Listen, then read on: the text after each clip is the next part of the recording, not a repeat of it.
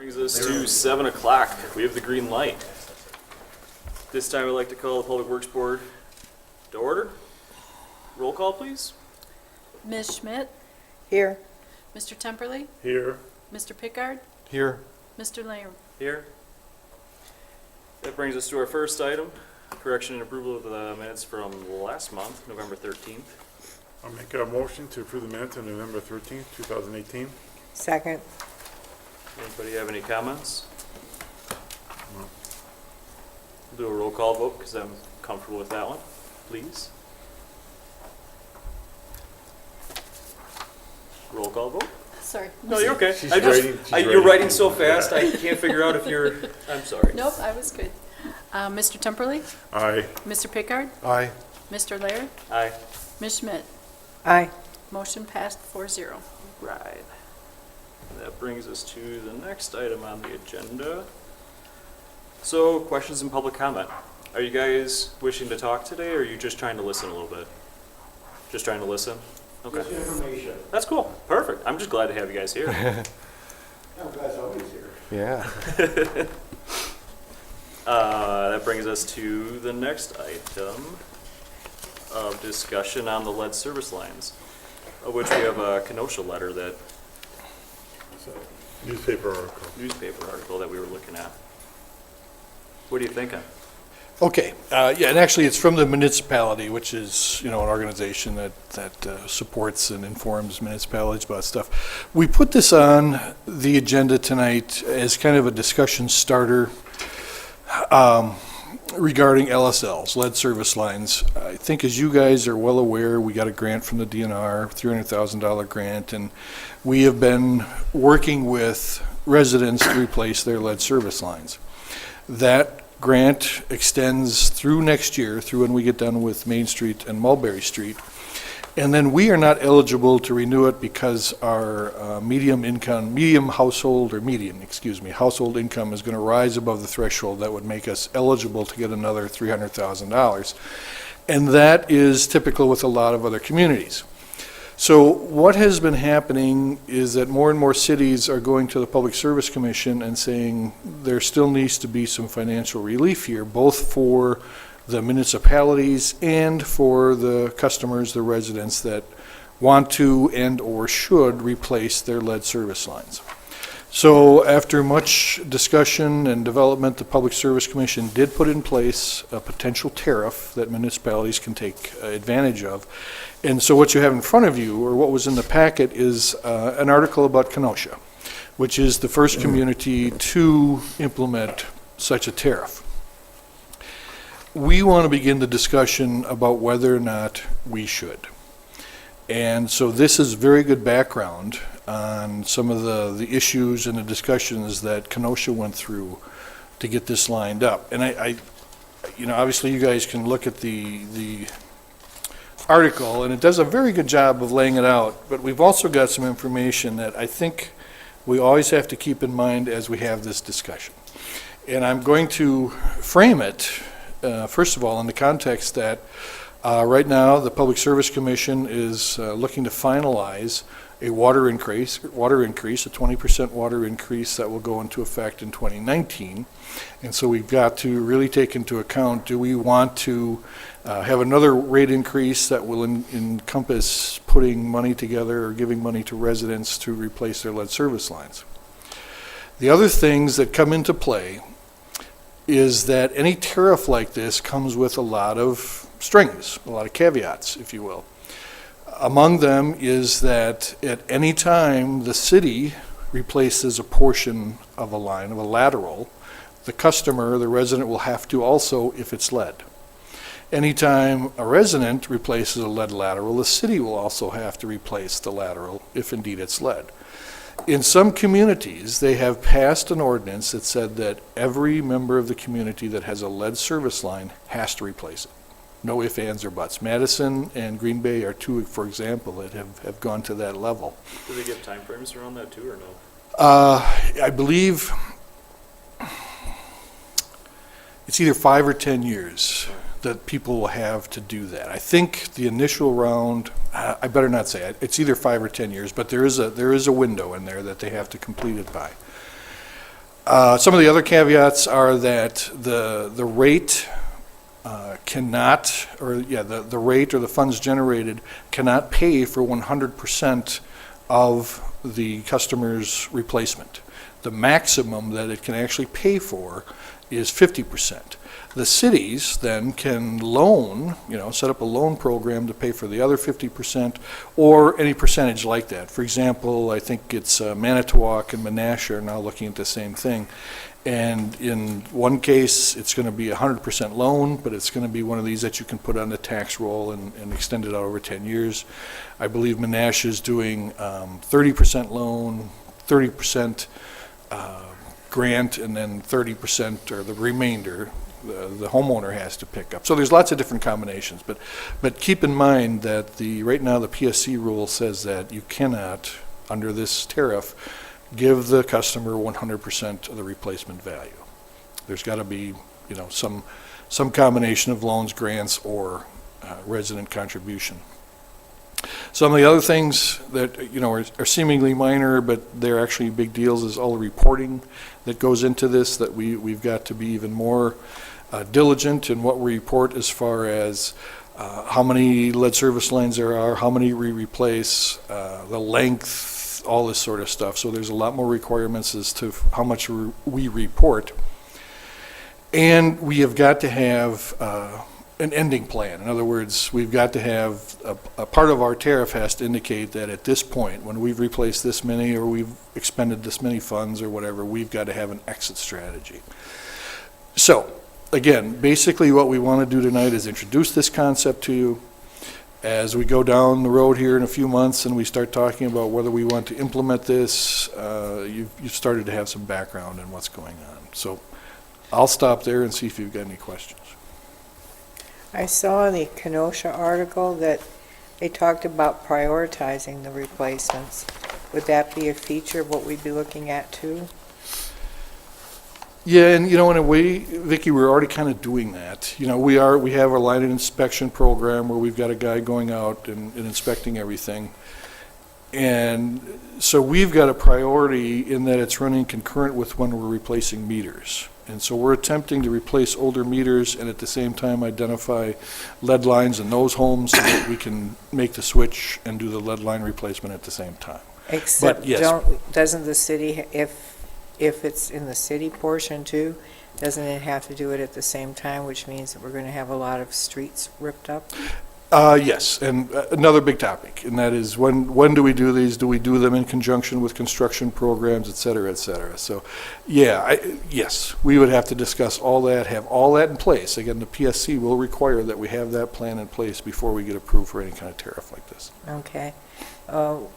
While the Public Works Board is talking about this, should we also be introducing it to the council so that they kind of come along with our thinking so that we're not just throwing it at them and saying this is what we want and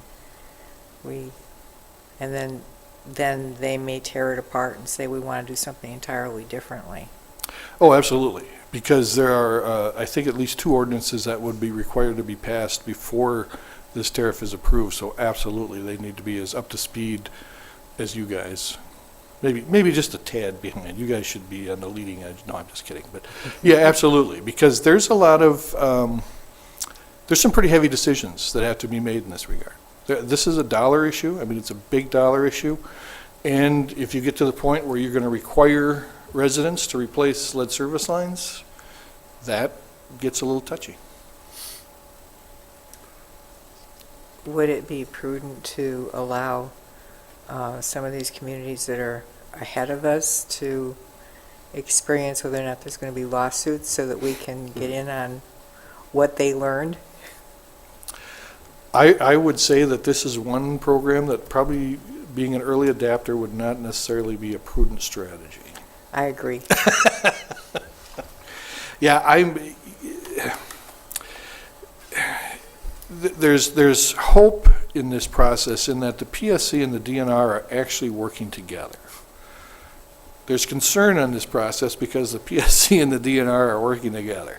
So, yeah, I think letting it flesh out a little bit isn't a bad idea. Now, the flip side, of course, is that we are getting calls from folks. We've probably got a waiting list right now, a documented waiting list of maybe 20 people that are interested in changing their lines, but not at the cost of, $4,000 or $5,000. So, there's a little bit of interest to move forward with this, but I would say, yes, we absolutely have to be very, very prudent about how we do this. But what about the people in Brookstone? If we raise water rates, it's unfair for them because they own houses that do not have defective plumbing. Another great point. And I think that might be part of what Vicky's alluding to, is that, we're going to set up a tariff that will benefit some and not others. And the PSC's only ruling in that, if you will, is that everybody in each rate class has to be treated the same. But you are correct. And I think that, I know that part of the PSC's hesitation in doing this was that very thing, that you're kind of subsidizing one group of people by another group of people. And so that's one of those really big questions that we've got to be aware of. Of course, the counter argument would be is when the lead laterals went in, nobody knew any better. And the people in Brookstone or the newer developments are benefiting from the new knowledge that, and the bans that you can't use the lead, but what about the person who bought a house 5 years ago, but the house was built 50 years ago? They have to suffer for those decisions that they had no part of. So if I buy a house and I find out it has a defective roof, it's the city's fault and not my fault? No, I don't think it's comparable. This Well- is all interconnected, the water system. Well, I can understand the city side fixing that, but when it's on the other side and totally on the homeowner's property, I mean, Well, we've but never It's really, still interconnected with the entire system, and there's plenty of Right. law out there that says, once a city undertakes to replace their portion of the lead lateral, that the private owner has to, and Right. vice versa. I mean, it's all interconnected. right. Do we already have it set up where if the city does their side, that we can do a loan-ish type program with the ones that we touch on the resident side currently? Do we already have Just that? the grant program that we received, right? It's just the existing grant? Well, I'm trying to say is, can we take advantage of some of the ideas now without going through the full-blown tariff side? Oh, Where I see. the one idea was, can you do a full loan program for the individual homeowners? Potentially attach the bill to the tax bill. Yeah, I give you a qualified yes. Yeah. I mean, again, the initial program says you can't subsidize more than 50%, so I would assume. But that's not a subsidy if it's a Yeah. loan. No, well, that's why I'm saying, I'm assuming then that they would be fine with a grant program. I do not know that. But logically, that seems like an appropriate approach. Well, I think the Manitowoc is doing the 100% loan. Okay. But I'm assuming that they've received PSC approval to do that. Right. Yeah, because there probably still is some minor cost to the city for administrating the loans and that sort of thing, yeah. We used to do that for sidewalk assessments, all Still for do. loans, but I thought we phased that out because people just preferred to go to the bank. No, we still do it, don't we? We still do Do we it. still do that? Talking about special assessments? Yeah. Yes, And yes. any special assessment, right? Whether it's, So we Right, still do that a lot? sidewalks. I know I haven't been part of the special assessment for years, but, Right, there are some homeowners who are choosing to go in the extended pay pay program, but we're charging it at 3% interest. which is higher than the bank would give, right? Yeah, it used to be 8%, but then when the Oh. rates came way down, then the council took action to remove that Yeah. and change it to 3. So we still have a loan bureaucracy in It's- place. Yeah, we don't call it a loan, Oh, but well, you understand how it works. yeah, yeah. so prior to 2017, the water utility could not aid the homeowner in replacing lead sewer laterals, correct? We could through the DNR fund. Right, Right. but through rate, We just couldn't Income. raise rates Correct. to do it. You are yeah. correct. and now do you have to go through this special tariff program in order to do that? Or could we do long-term reimbursement, or I don't know how to say it without using the word loan, but a loan system without having to go through the formal tariff system? I don't know how the law is written now.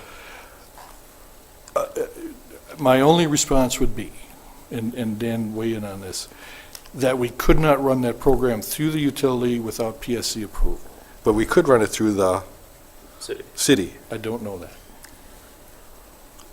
Potentially. I mean, I see where you're going with it. I mean, because if we don't have, like Paul said, there's extra hoops to jump through, extra reporting for this system. If we can just do the loan part without doing extra reporting. Well, there's also extra protection with the PSC. I'm not advocating for one versus the other. Your idea regarding like a city-sponsored program that you kind of bypass PSC approval, there may be a way to do that. I haven't investigated it whatsoever, but I can think of different parallels where, that activity is occurring. So the distinction here is that it's the water system that the PSC definitely has jurisdiction over, and we have to settle that issue. It's something that could be looked into. The Kenosha program, Menasha is engaged in it, Manitowoc, from what you just heard. These are on the forefront of what's going on right now. So that's why this is in front of you. I have no problem investigating that a little bit. Yeah. Are there any grant funds left from the DNR? No. By the time we get done with Main and Mulberry Street, that fund will be exhausted. They haven't necessarily all been paid out, but they've been allocated. Yes. Okay. Encumbered is the word I'm supposed to use. I did look up the Madison ordinance that required replacement of all lead in the water system. There's actually a tiered system that's based on the use of the property. So if it's a school or child care, they had to be replaced within a year of the notice that's required. There's different levels based on testing that the parts per billion of lead that shows up in a particular water system that range from basically 2 to 3 years after the notice period. So that was very, very aggressive, very, very fast. Every lead lateral, from what I understand in this ordinance in the city of Madison, had to be replaced by 2011. So that was a very aggressive approach to this in that ordinance. We're already, through the grant program, we think we have significant success, and there's been a number of laterals that have already been addressed or are planned to be addressed next summer yet. So no matter what, the scope of our issue doesn't appear to be as great as Kenosha or as great as Menasha or as great as Madison at this point. So I like your idea, and I'll look into that to see if there's another alternative funding source available to us. And just how Sorry. great is the city lead service lateral issue within the city homeowner and city? I'm not saying it's just a city responsibility or homeowners, but as far as lead service laterals in the city, how many are not, do we know of, that aren't yet planned to be replaced? Approximately. I'm going to try to answer. I think I understand what you said.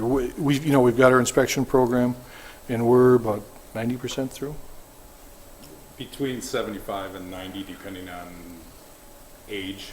And so far, we've identified 358 lead services. And we've replaced about 109 so far through the DNR grant. So we'll take care of about half by the time. No, Not quite. Not no, quite. we'll maybe hit 125, give or take, when the grant program's done. And I think it's safe to say we've been in the most likely areas, right?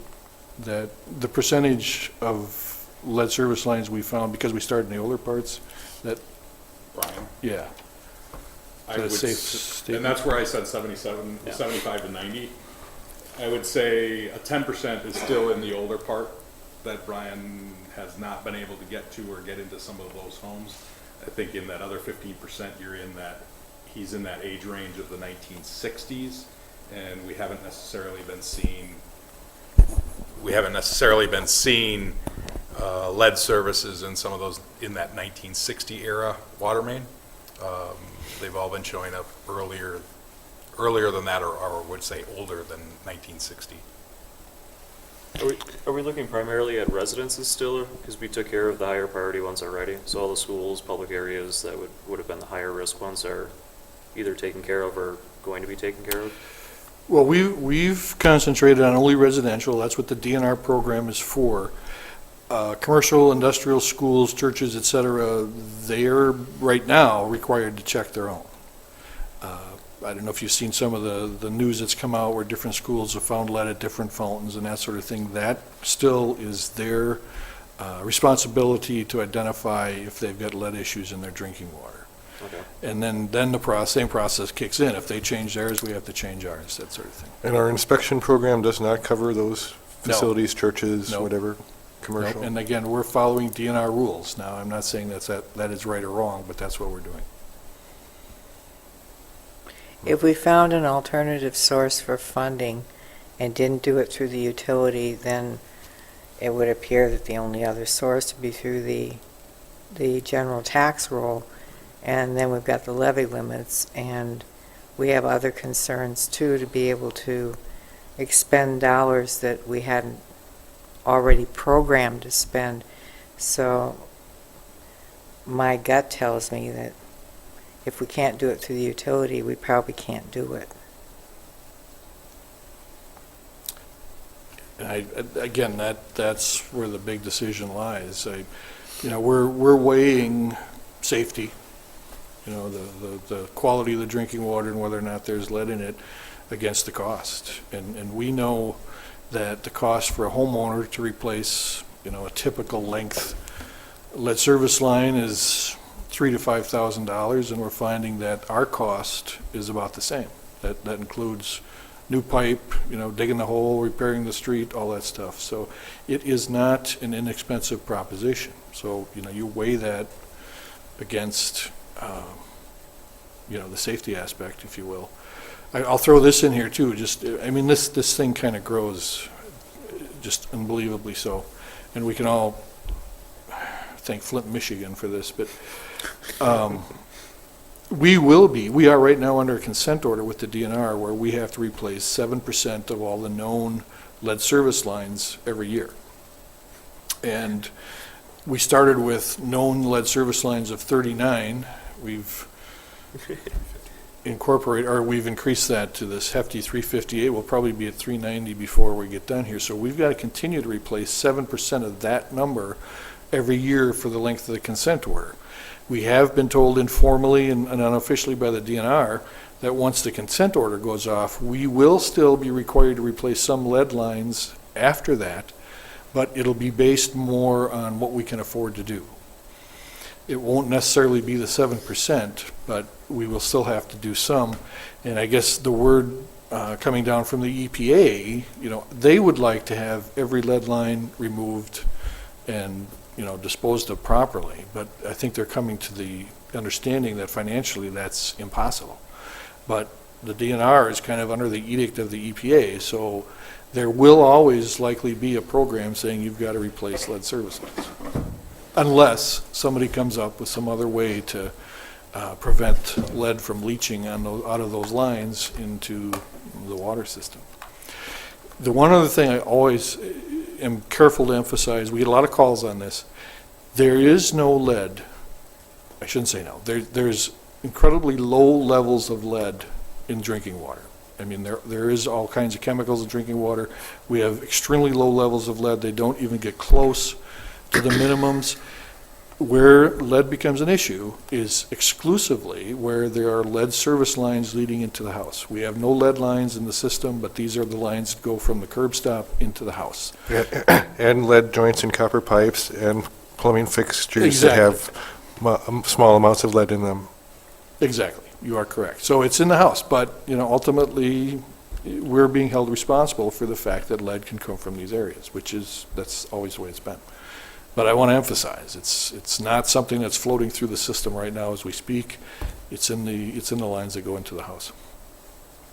I think, Ian, you asked me about the time limit, and I found it here that this is all being done under Wisconsin Act 137, and there is no time limit on the completion. So you can start whenever you want and stretch it out as far as you need to.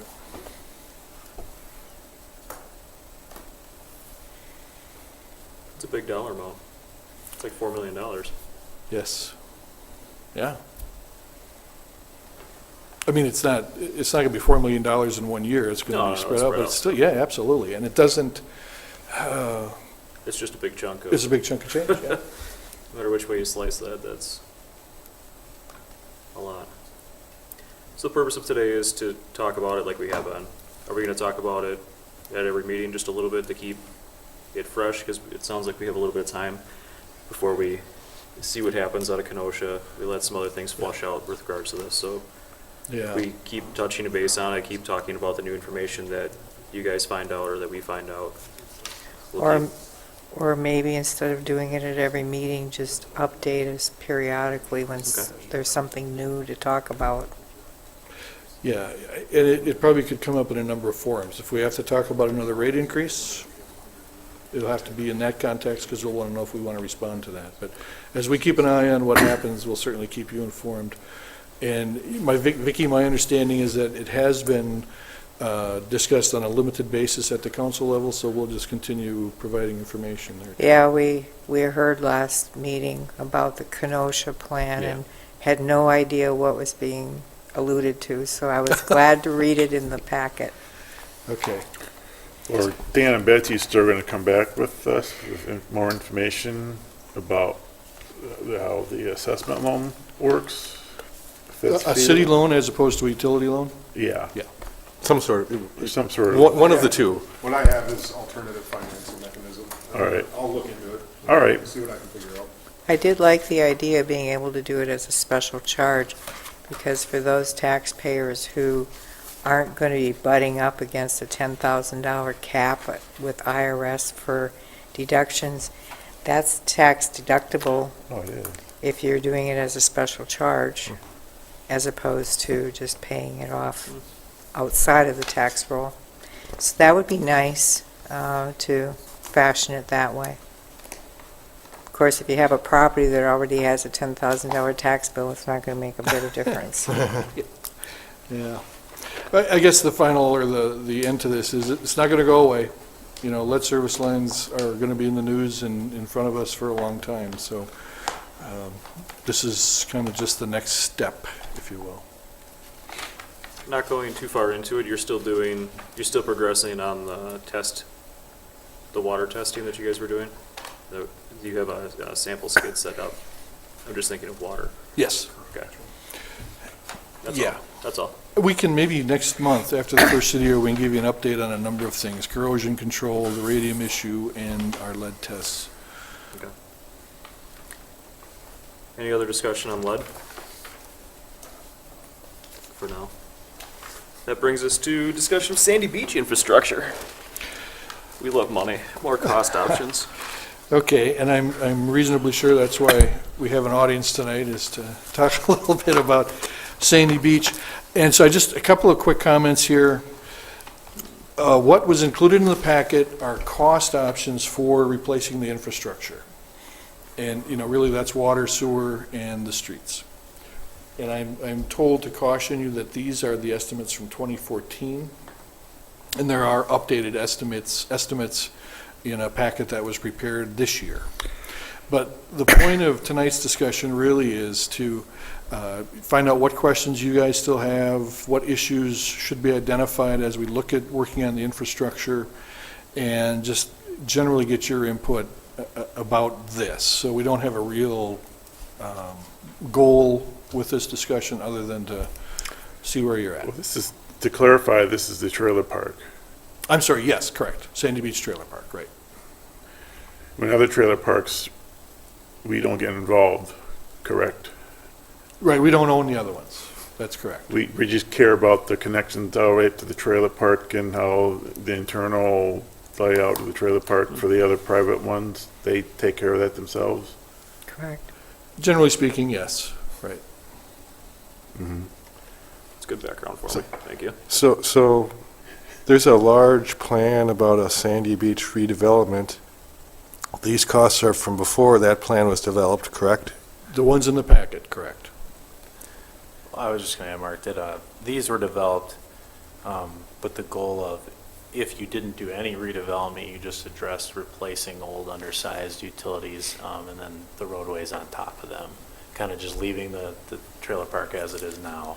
Which is not likely to happen as far as with that other plan out there. Well, I don't know. Yeah, I mean, it's a conceptual preliminary plan at this point, you know, but that's what these were, was that, you know, hey, if we just took it how it is and replaced everything, you know, what would it cost to redo the sewer water and the narrow roadways? And again, 4 years ago, so, Yes. you know, it would. And the roadways are too narrow for our current fire and safety equipment, correct? Yeah, I don't want to interrupt. I don't think we can have this discussion in a vacuum and think this is all we're talking about, because certainly the redevelopment is out there. But I think that part of the point of the discussion is that something probably has to happen regardless. That we've got water leaks, we've got streets that need some help, probably got some sewer issues. Electric is not included in this, but, you know, that's getting old. As we were talking about before the meeting, there's some parts, I think one part that was updated like in 1990, but the other parts have not been. So this is as much a discussion on the aging infrastructure as it is the redevelopment of Sandy Beach. If this were to be done, the cost comes out of our utility budget, right? No. Where does the money come from first, then? Well, if it's water, it comes out of the water budget. If Yeah. it's sewer, it comes out of the sewer budget. And then if it's streets, it comes out of the street budget. But the city owns it, though. Right, but it's got to get paid for one way or another. Now, I don't know if that means that, you know, it changes the cost of leases or whatever in the park, but yeah, So- somehow it has to be paid for, but because it is the infrastructure of the city and it is the water and sewer utility. So the it's gonna be residents, paid for. you get water bills and sewer bills directly, or? The way they're set up at Sandy Beach is there are 2 meters, and off of those meters is the infrastructure that serves all the individual trailers. So the trailer park, and maybe we can get this corrected if I'm wrong, the trailer park itself is billed based on 2 meters, and then that cost is divided up against, or between the trailer owners. But the city pays the water bill on behalf of the residents. Well, The there's- manager? No. There's an entity, the homeowners association essentially out there. So what they do is divvy it up on a per unit basis, and then the unit owner actually pays their share. Doesn't everybody receive their own utility bill where they're billed the electric and water No, they don't. and Not sewer? not at that trailer park. I bill them annually, their portion of it. Oh, okay. But for electric as well as water?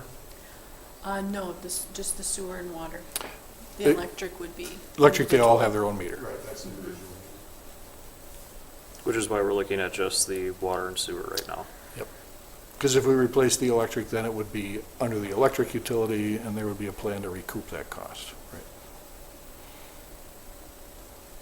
So is this a parallel situation with like replacing laterals and mains to an area, or is this, I'm trying to figure out what it parallels. Well, This is, Road reconstruction, say it again. similar to road reconstruction. Yeah, similar. It's a little different situation in that the city owns the park, Mm-hmm. and I'm, So let's say that this building needed a new service lateral. Would the water utility pay for that, or would the general fund pay for that? if it's from the curb stop in, the city would. If it's from the curb stop to the main, the utility would. There is Okay. that arm length relationship. Go ahead. Okay, so there's a platted property here, Yeah. which is, just like there is for this building, they're both owned by the city. So if it's within that platted property, does the water utility pay for it? Or does the general fund pay for it? Yeah. So far, General fund, what Mark's saying so far makes sense, but I don't know if that, Isn't the new plan, though, going to have individual meters for everybody? Yes. So then that changes the whole discussion, I think. I don't think it does, because that's a decision of the owner of the trailer park making. No, it would be the city would be dictating. No, no. Everybody The gets owner a- of the trailer park is the Oh. city. Okay, I thought you said owner of the trailer. If we treat the trailer park owner as any other trailer park owner, Yeah. we treat the city as a trailer park owner, and we treat another trailer park owner as a trailer park owner, Yeah, then the water utility would not be paying for this work. Well, right. we can't make a completely blanket statement like that because the newer portion of Lakeland Mobile Home Park is all city sewer and water. And so it would be very similar to how we would be doing it at Sandy Beach. So those mains were dedicated to the city? Yeah, almost positive. If Steve were here, he'd be able to confirm that, but Yeah, I isn't have that to the apologize case a little bit. at This is- Lakeland? Weren't those city sewer and water? That's exactly what Paul and I Okay. were whispering about, is that a portion of Lakeland, when that was constructed, the new portion of that trailer park, that is a public water main and a public sewer main in that area. So that is where the easements were provided for those facilities. So those facilities, at least the mains to the curb box, are public facilities inside of the trailer park property. I'd be willing to bet there's no easements in this trailer park. Dan will be able to take care of that. Oh, I bet you could get it. You think the right hand would agree with the left hand? But we have to be a little careful of the comparison because we don't own Lakeland. You know, we own this. And there was a change with the PSC that says that now, even in mobile home parks, those places have to be individually metered if they're served by a public water main. So, yeah, so part of that park is actually served by what we call a meter pit, where there's one meter, and then everybody pays the total somehow. The newer section, every trailer has an individual meter and receives an individual bill. But again, this is a little different. I don't know if you would consider it public or private, you know, the water main that runs through there. Is it private in that it's used only by those? I don't think you can do that. I think it's owned by the city. Yeah, and so then if it's public, are we saying Well, that well, everyone there's has to public meter? water and there's public city. That's the That's where I'm differentiation going. I'm making, Yes, because you we got started it. out saying the water utility pays for this, and I'm saying that's not You're saying clear we cut. don't. And I'm agreeing with you. Yeah, because there is an arm length relationship between the city and the water utility. And I was going to start out to say, I have to plead a little ignorance because I don't deal with the park on a regular basis. You know, now that we're talking about utilities, yes, but I have to admit, I'm not 100% sure of the history and all It seemed that to be sort of stuff. political. I'm not even sure why it's on our agenda. But political is city government. Well, It's not, For the purposes of what we're trying to do today, you're trying to show us that we were looking at an option from years ago. It's surfacing up again because it's going to come to fruition in sometime in the near future. So this is just informative saying, hey, take a peek at it. These are the dollar amounts. We still have some things to figure out, right? Absolutely. And Okay. specifically, I think in the Paradise Drive, I believe is the lower area, the Yes. circular closer to the lake. You know, that water system there is, it was very candy caned. It was extended, and it kind of goes in a spiral, and the pipe gets smaller and smaller from what I've been told. And it's not even a true main, from my understanding. It's a long lateral. And then there may be, you know, the city does have a high water loss, and that may be one area potentially. This is all hypothetical, you know, that things were kind of hooked together over a long period of time. And don't we have a meter on that main? Yes. It's metered, so it would So be we should know what the leaking water usage is. It would be leaking past the main, right? Or past the right. main. Well, I suppose Right. yeah. Then if people are getting billed for it. But the meters are as the water enters the park. Right. So if it's leaking, In the park. should be picking up at the meter. Yeah. Yeah. Some of the old larger meters on a low flow will not Right. register properly. That's some of the reasons we're getting into the new meters, to pick that flow up. But so if there is a water leak, it's not a huge leak, because if it was a huge leak, the water meter would pick it up. Yes. Yeah. I guess my point was that, you know, even if you didn't do the redevelopment, there are some areas that you might have to replace the sewer or the water anyways at some point in the near future. And I think that may have been the intent of having these on here. Yes. The city would have to replace it. Yeah, somebody. Yeah. Yeah. So this is to be bringing to us the conjunction between what's happening with water and sewer with what would be happening with roadways in that place at the same time. Correct. And we're not looking, when are we looking to do when are we looking to do roadways in that area? That's up to the council. It's not on any 5-year plan at this point. So we're relatively far out there. I don't know. I mean, They could always change. decision could be made to do it in 2020. Yeah. You know, I don't know Yeah. that, so I want to be careful about answering it. Yep. And from a high level, what's the difference in the 3 estimates that are here? 3 different areas. That's it? Yeah, Okay, so it's there's 3 3 different levels. areas, and then Add the 'em. sum of them together is Yeah. the actual cost. You Okay. got it. Yep. Yep, some money there. Yeah, a little over $1 million. Yeah, $1 million here, $1 million there. Pretty soon Yeah. you got real money. That's starting not to be funny anymore. I hear you. Hey, But- yeah. But, you know, this, to me, this is, you know, Yeah. where's that other plan going? When and where? Because you don't want to do this on an existing layout only to tear it up in 5 years. And then the other big question is, you know, utility versus city, which, you know, We're not going to answer tonight. well, I think it's a city council Yeah. decision, not a public works issue. Yeah, I agree. As far as the easements, when we discussed that kind of tangentially, I think we would have to have easements regardless because the city technically wouldn't necessarily always own the mobile home park, but it would always own the sewer and the water. So we would want to have easements so they would transfer if we ever didn't own it. Yeah, and we've also taken a much stronger stance on getting easements for everything now. It's just very standard. what about street easements? How does that work for that portion of Lakeland where we got easements for water and sewer, but technically the streets still belong to the owner? They maintain them, right? Yeah, all right.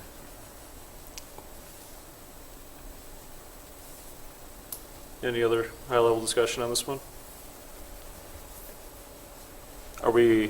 Do we have a plan to talk about this further in the future, or are we? Yeah, and it sounds like we were a little short on information for you tonight, so when it does come back up, you know, we'll try to have a little more focus to the discussion and identify what things you want to talk about, so absolutely. I still appreciate you bringing it up, even if you Yes. feel you were a little underprepared. It's still nice for us to talk about it. We're all on Definitely. the same page, so. Yeah, it's difficult to not be able to give you the information that you're Yeah. looking for, so I appreciate that, though. So that brings us up to number 7, discussion on TID 7 infrastructure, of which it looks like there's a draft. Yeah, you should have the project plan for TID number 7. And a similar situation, we want to keep it in front of you, we wanted to bring it up and see what, Did I read 15 million? I didn't hear what you said. Did I read 15 million on here? Yeah. That's all? Yeah. Does that include a water tower? Is the water tower in there? I believe it does. I believe, Brandon says he thinks it does. I know that's in the plan, I think that probably is included in the Separate price. sanitary sewer or extending,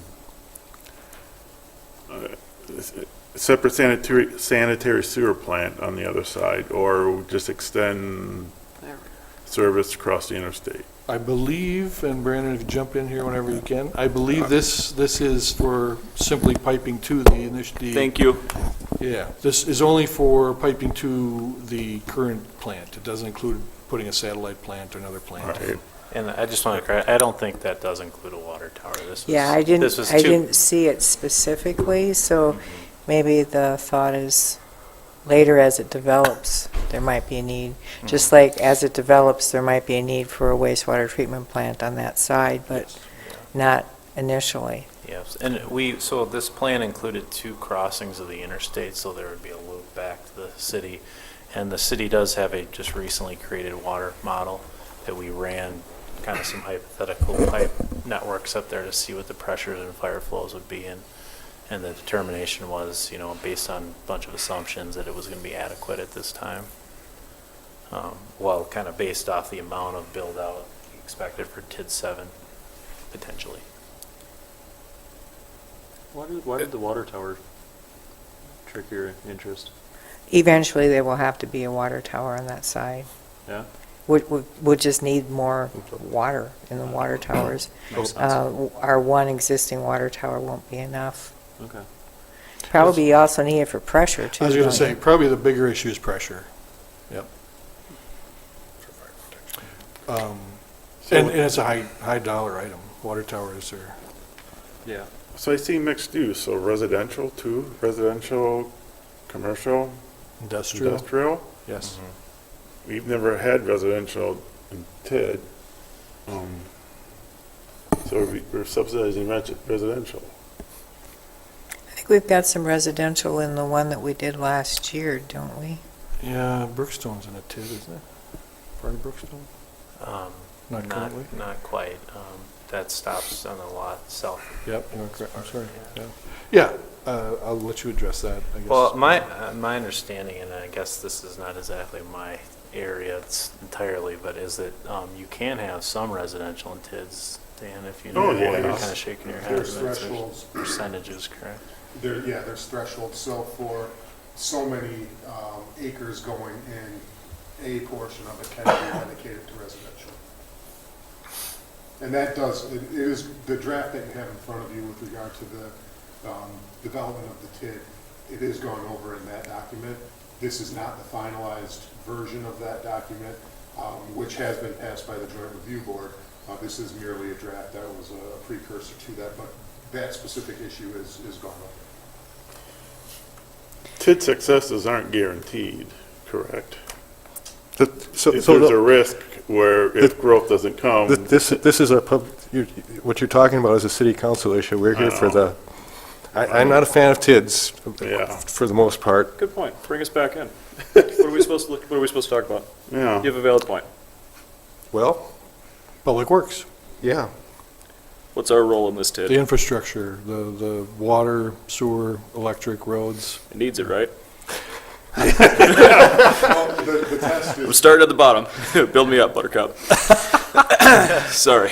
No, that's good. I appreciate what you say, yeah. And so that really, I mean, again, this is not a discussion, should it happen or should it not happen, but it's more a case of, here are the costs to provide the infrastructure, or what are your questions, comments, Well, concerns? when Mark Newman was here about 15 years ago, there was talk of a pedestrian bridge. Is that in this current plan? Stay focused now.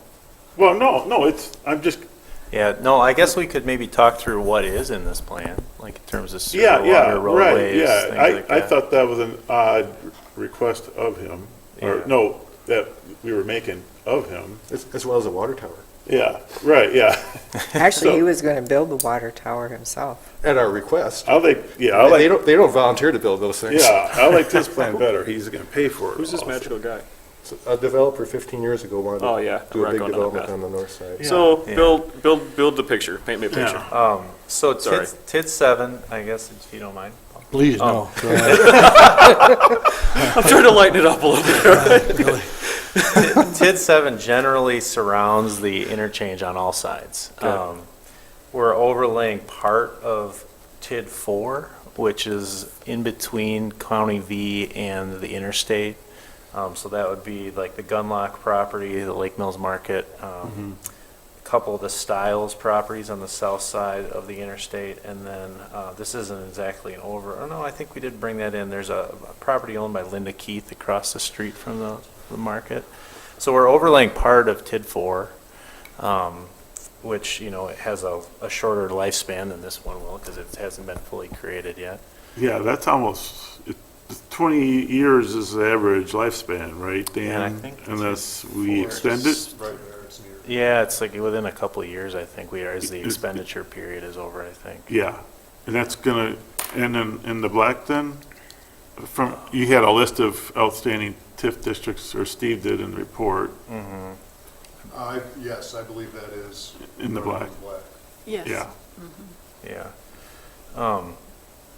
And then, so I guess on the south, I'll just start on the south side of the interstate. What's incorporated in this plan was a couple of cul-de-sacs that would extend Birch Street across from the middle school, or elementary school, sorry, up kind of into a Stiles property towards the interstate. That would be frontage and access for some commercial properties there. And then likewise, we would have another cul-de-sac that would come up off of Elm Street by Culver's and go north kind of into the Stiles property, and it would kind of loop to the west, and there would be a connection to the Lake Mills Market parking lot there. So those were the two roadways on the south side that were part of this plan. There was also some intersection modifications at 89 and V, that as these areas built out, there would be needed widening and signals and medians and different markings and all kinds of work that was analyzed for a traffic impact analysis for TID 4 in the past. So that's kind of the main portions on the south side. Oh, and then I guess those roadways would also have sewer and water in them. But the bridges themselves are controlled by the DOT, right? What page are you on? I mean, they're still gonna say 2-lane, right? We wouldn't be touching the interstate or Right. the interchange at all. The closest we would get, I guess, would be the county, the 89 and V and you bring up a good point. That intersection is still under DOT jurisdiction. It's still a mess, yeah. Yeah, so I mean, as things built out, and certainly any plans to modify that intersection would have to go through DOT and be approved. And Well, Mulberry and A, is this that doesn't, part of it? no, this No, doesn't not go part that of it? far east. Oh, yeah. all right. And then there was also a small component where we were going to extend water from, that would be the west side of the Gunlock property, farther west along V2. Can't remember what we're calling it now. There's a big parcel across from Tyrena Park over there. The Taylor property. Yeah. Yeah, we're calling Yeah. it the big parcel across from Tyrone. Yeah, it just seems like it changes hands every couple of years. Yeah, it's got a name, but I can't think of it either. Yeah. Just to kind of plan for some future development to extend water out there. You mentioned, the report mentioned stoplights, but we don't have a very detailed map, actually, because it's just shaded areas of zoning. But how many extra stoplights do you think that is going to have to go out there? I don't know that we're even that far into the plan. It's too far in the Oh, future. We were showing traffic signals at the Birch Street and County V intersection. That was from that traffic impact analysis. That I don't think would come until you have quite a bit of development and things filling in. Like for instance, if that cul-de-sac that goes up kind of north of McDonald's, depending on what was going in there, you could have pretty high traffic volumes coming out of that cul-de-sac that would be difficult to get out on a V without a signal. So pretty much there's space behind Main Street Market, Quick Trip, McDonald's, that you just plan to wrap streets around behind. Correct. Similar to what happened in Fort. Page 20's got the streets. Yeah. Yeah. So then I guess going north of the interstate, we had planned to do 2 water connections, which are already planned for. We had extended a 12-inch main along the east side of the Gunlock to the Lake Mills Market property, all the way up to right near the interstate right away. So that one's kind of ready to go. And then also there's a 12-inch main, what's that building Planar. called? Planar? Oh, Planar building. Yeah, the old Planar building on the west side of the old Planar building. There's Uh-huh. a 12-inch main that goes up just right up to the right-of-way, Right. the interstate. So those would be extended across the interstate, and then they would kind of join up with a couple roadways. There is a major east-west roadway that would intersect, it would create a 4-way intersection with Oasis Lane. And then that would kind of go up and over the hill and serve some of the lots on the north end of TID 7. And then this kind of southern roadway, I guess you'd call it, kind of wraps down towards the interstate, and that would create some frontage for you know, what could be some good commercial properties down there. And those roadways would also have sewer and water in them. Sewer service would, for the whole area north of the interstate, would be provided through the pump station. So you probably end up replacing pump station 12, which is up there by Oasis Lane, making it, you know, bigger. And then that would pump up over or across the interstate, and down into the city's gravity system. Would that force main need to be updated? I don't believe so, no. That's, initially, the lift station that's there would be able to serve potentially some, but Right. that lift station would probably require replacement, and as this plan moves forward, the analysis of the force main would need to be looked at, and then that analysis would be not only short-term, but then what is the long-term use of that lift station? And at what point, and that's not in this plan, at what point would it then potentially go gravity back underneath the interstate? Initially, the first phases would be able to go into this lift station. There is With some- excess capacity in that now. Correct. Yeah. And if you recall, a number of years ago, in fact, as South Main Street gets reconstructed, the flow on Lake Street was rediverted so that South Main Street could flow to Water Street. That allows capacity in the North Main Street sanitary sewer and the Lake Street sanitary sewer to serve potentially more. And the intention was, even when that previous developer was considering this option, the initial phases of that north side plan was to use part of North Main Street for sewer until such time that a larger sewer service was needed. So in the early phases, we'd be looking at the same type of use. And I think initially, Brandon, your numbers are showing that with some lift station upgrades. Did you, sorry. Well, I'm glad somebody pointed out that, yeah, page 20 is kind of what we're talking off of Yeah. there. So if you're hopefully been following along for a little bit here. When you were laying out the plans for this, I don't recall anymore where the easements are, but I did sewer and water easements north of the interstate, and so I'm hoping that they all mesh so that it doesn't have to be done over again. Yeah, I know Steve has been working on that and trying to coordinate that. I think Okay. we're in okay shape, except for maybe a couple pieces of property or something. Yeah. Those were, Vicky, a little bit farther to the east, though. Oh, That would have been then the later phases of that earlier development, then looking to go gravity to the existing treatment plant to the east. Kind of down Owen Street. Down along the Rock Creek, Yeah. north of the interstate, and then west from there ultimately. But Well, it's not that hard to do another easement, Yeah. especially when I'm not doing them anymore. Yeah.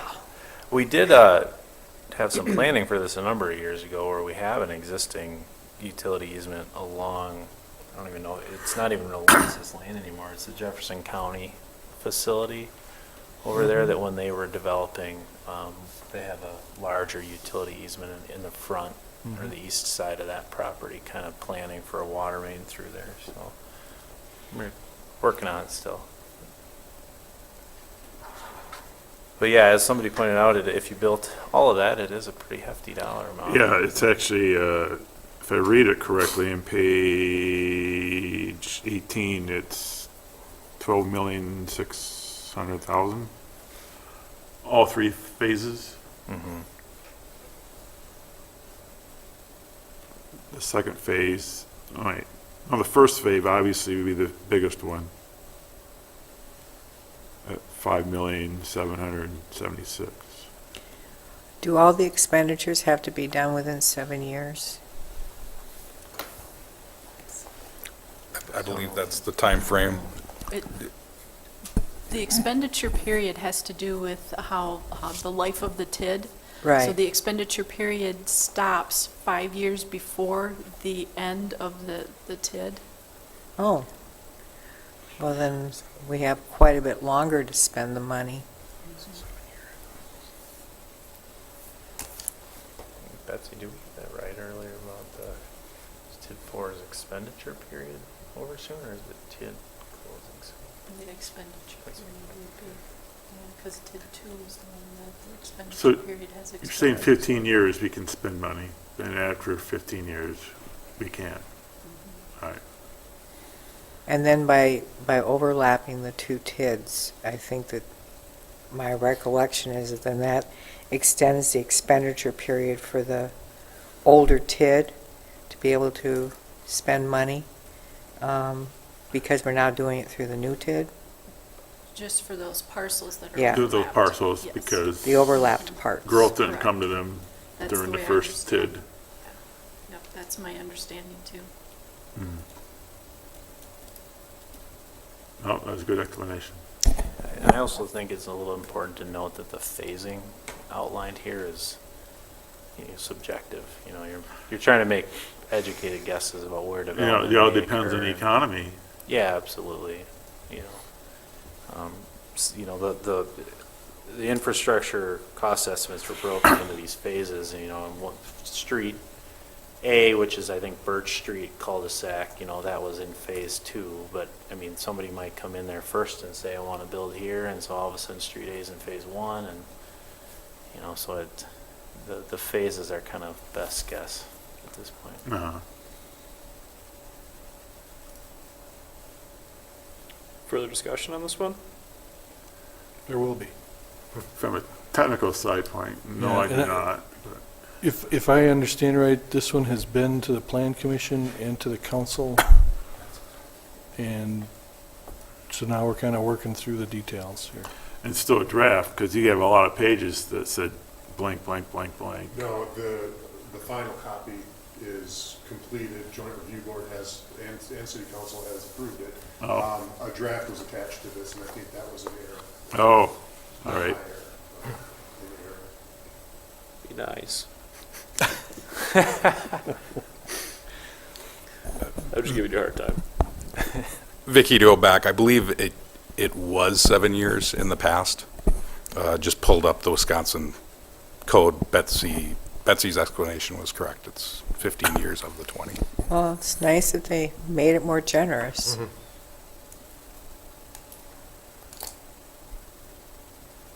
Further discussion today? Brings us on to John's disposal. All right, this Couple is a things to talk topic we can, really get our teeth into. This is at least our stuff, right? Yes. We get to vote.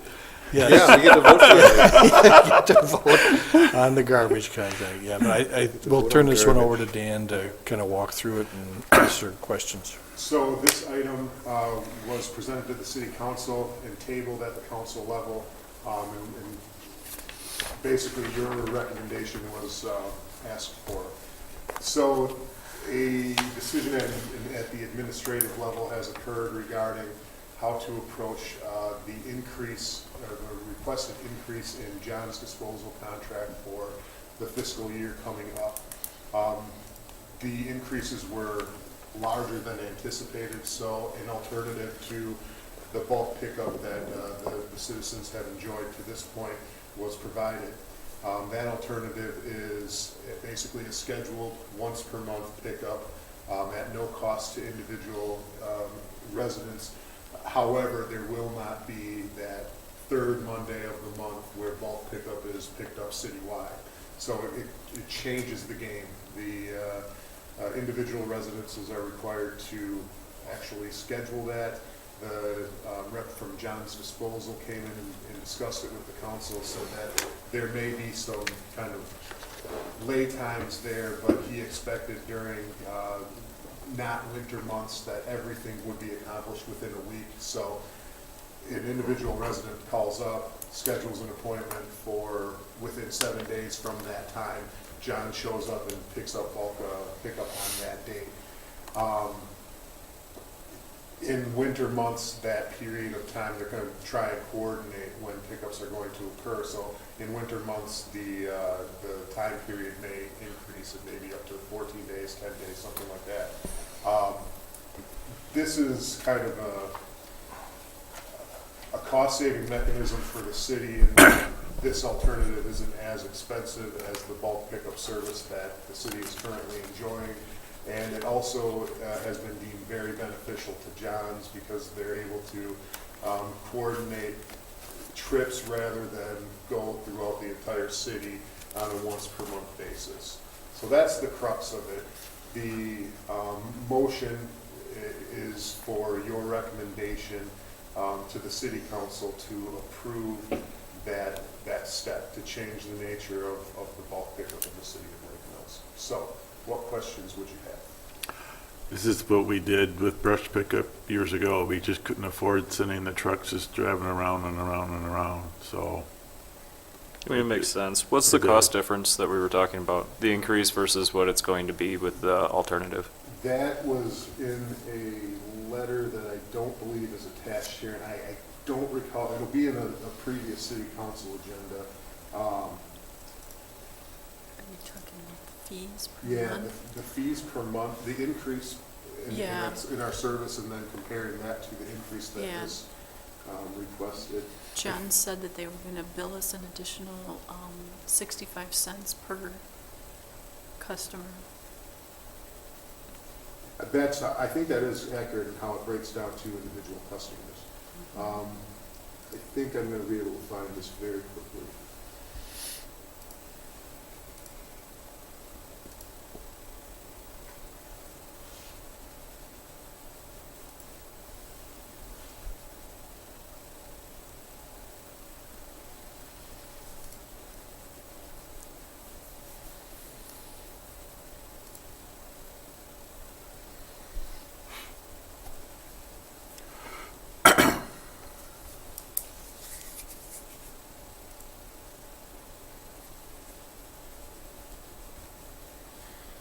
I'm striking out thus far.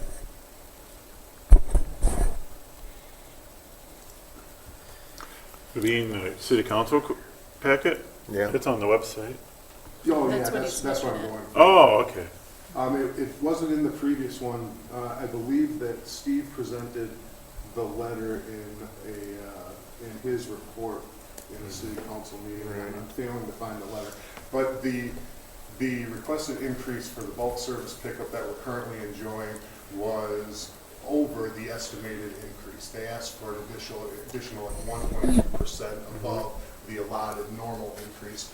The increase in the contract for this alternative was less than the 2.5% normal increase, basically.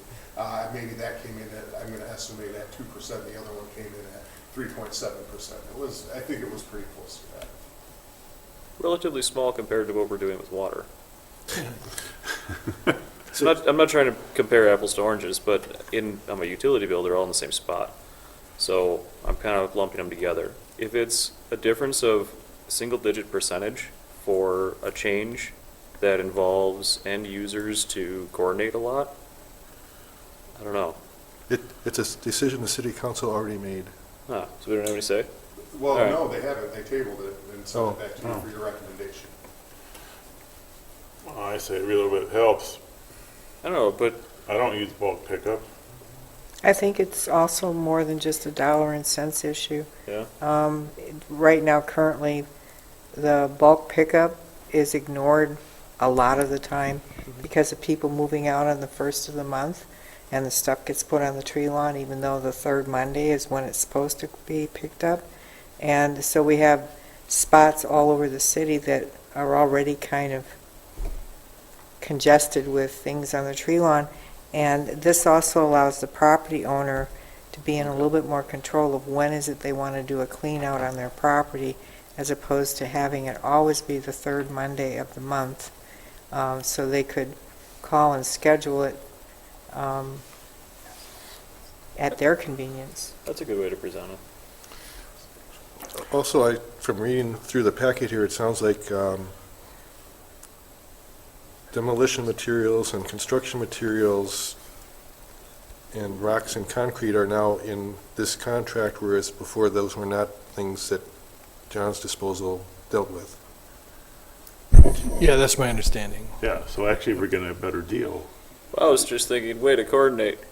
Yeah. Right, That thank you. goes with, getting rid of, We don't have to worry about Right. that now for the new yard waste site then. Good theory. oh, come on, that was all part of your master plan, right? Yeah, my master plan is, yeah. It would, one of the discussions that we had at staff level is that it is a good coordination, and it does hopefully begin to help with the yard waste center.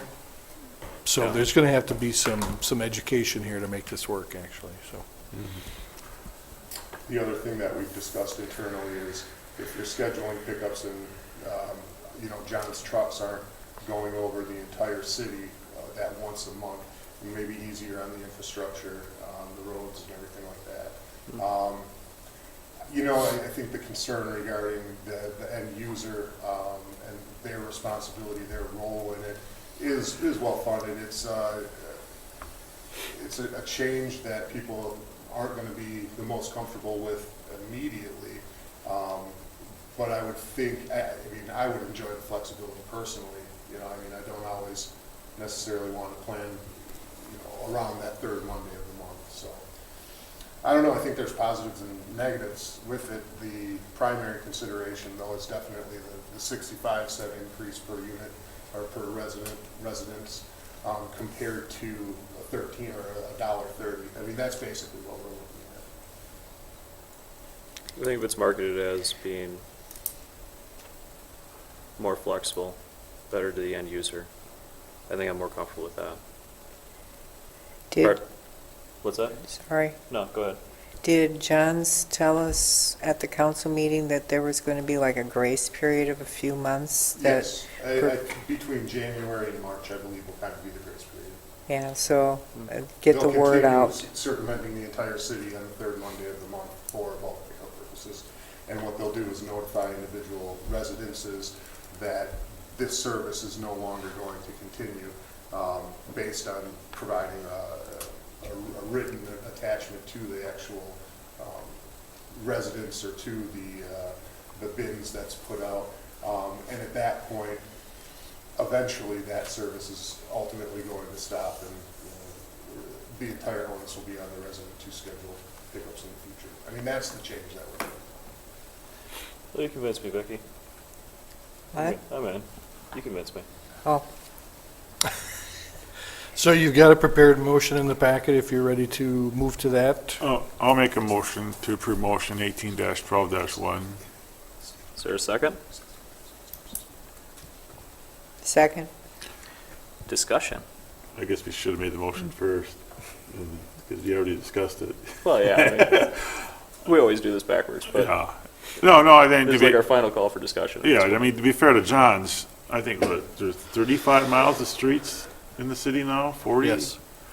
To expect them to drive 40 miles and maybe some months there's nothing, and it's just kind of wasteful. So plus the fact that they're starting to pick up some of this material that's being dumped in yard waste, it's a better deal.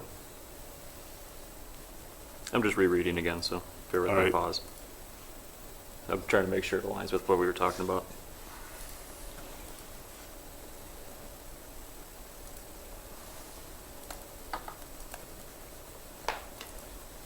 Anybody else have any discussion?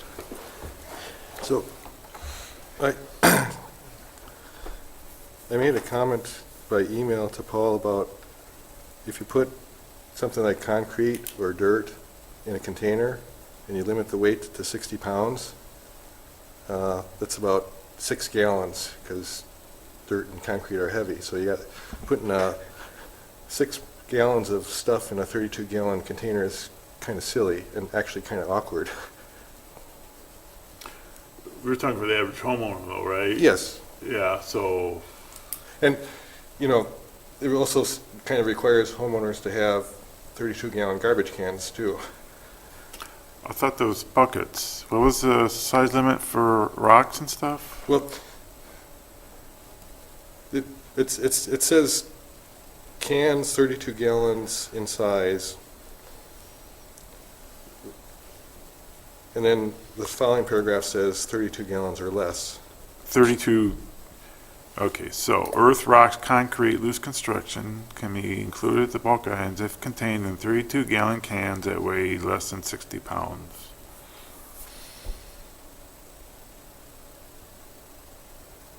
And there's no limit on the number of cans that can be collected.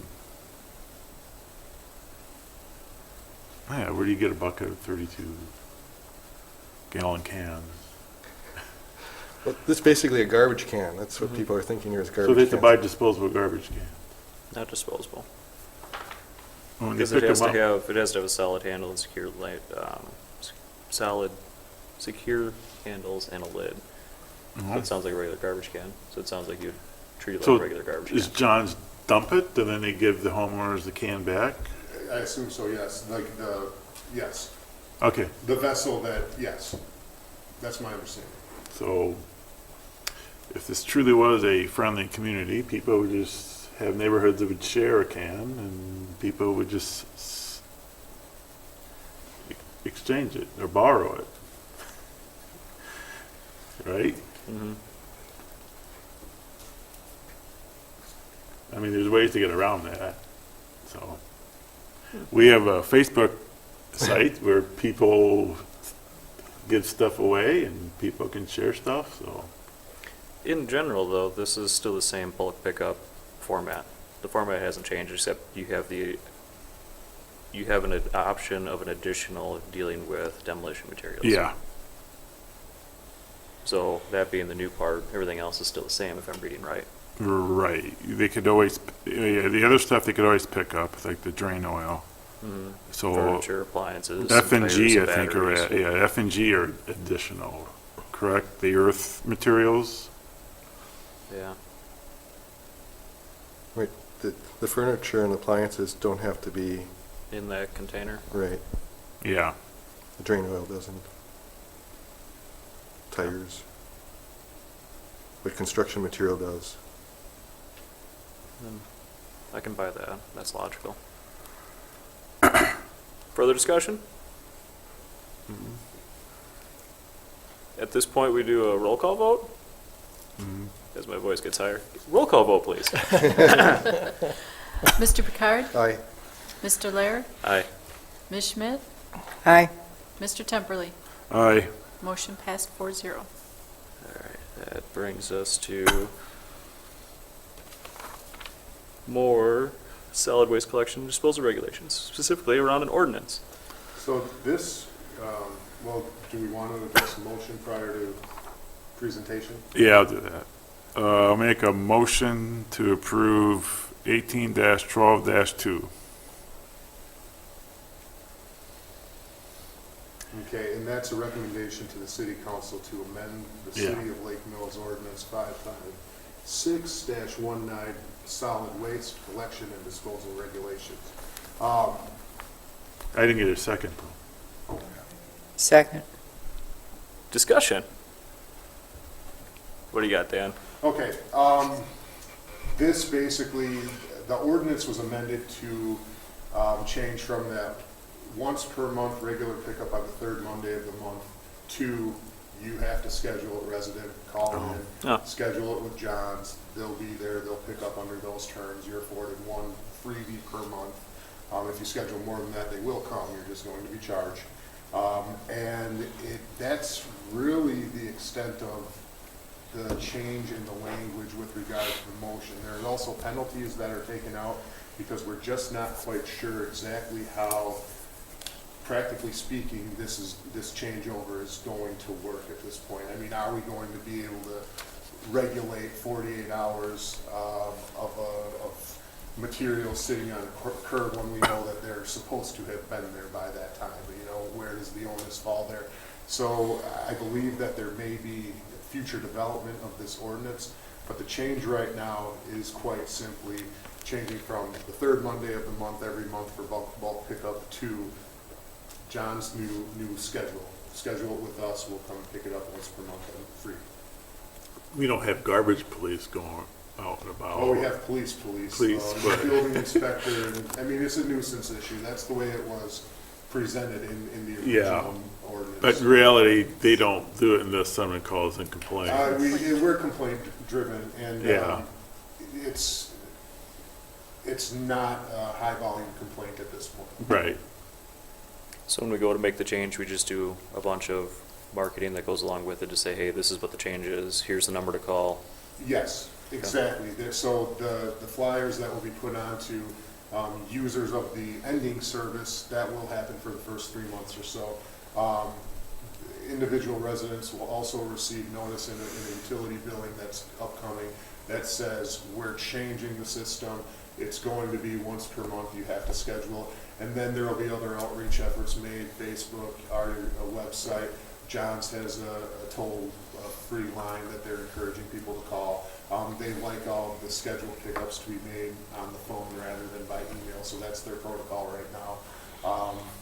Outreach from there and marketing from there, I'm not really sure, but John's has done this around in there. They claim that it's a very, very successful thing. Yeah, John's is very receptive. I call them about electronics, and they were very helpful. They got back to me within the hour. Yeah, they've been really good to work with. They are. They have been. Yeah. Have you had a chance to look over the ordinance change, Vicki? Yeah, Do you have any other comments? no. Is that your first ordinance? No. Oh.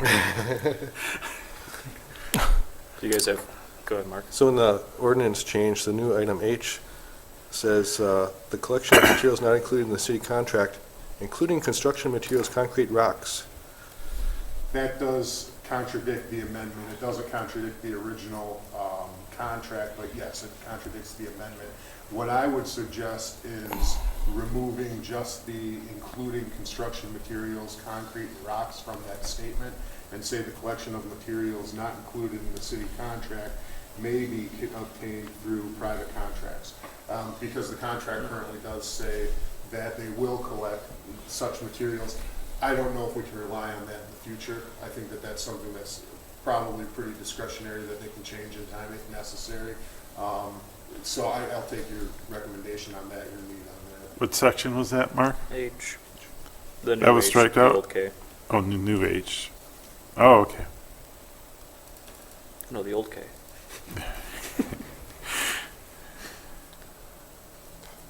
So just to do this formally, I'll make a motion to amend the motion to remove from item H the phrase, including construction materials, concrete, rocks. Second. Discussion on, we do a discussion part, and we do a roll call vote on that amendment, then we do the same thing again on the regular one? In the first motion, yes. Okay, And if, at that point, if this passes, it will be the motion as amended. Yeah. all right. Discussion on the amendment motion. Oh, that's good. Okay. Roll call vote on the amended motion. On the amendment. On the amendment. Right. On the amendment. Roll call vote on the amendment. Once she's Okay. done. Get the wording down. Okay, It's okay. okay, gotcha. Mr. Lair, Aye. Ms. Schmidt, Aye. Mr. Temperley, Aye. Mr. Pickard. Aye. Motion passed 4-0 for the amendment. So then is there further discussion on the amended motion then? Roll call vote, please. Ms. Schmidt, Aye. Mr. Temperley, Aye. Mr. Pickard, Aye. Mr. Lair. Aye. Motion passed 4-0. All right, let me get rid of that one. Let me get this one. Give me a second, I'm catching up. There we are. Now we're up to our last one. Discussion recommendations on the 2019 construction plans, Brookstone, Plat, American Way, and CP Avenue. Well, I'll make a motion to approve 18-12-3, recommendation of 2019 construction projects. Is there a second? Second. Discussion. Now we can discuss. Okay, I think we've talked about some of these in the past, American Way, et cetera, and It's I an think- area where there's supposed to be a gas station and that didn't come through, so now it's houses. So that we talking about?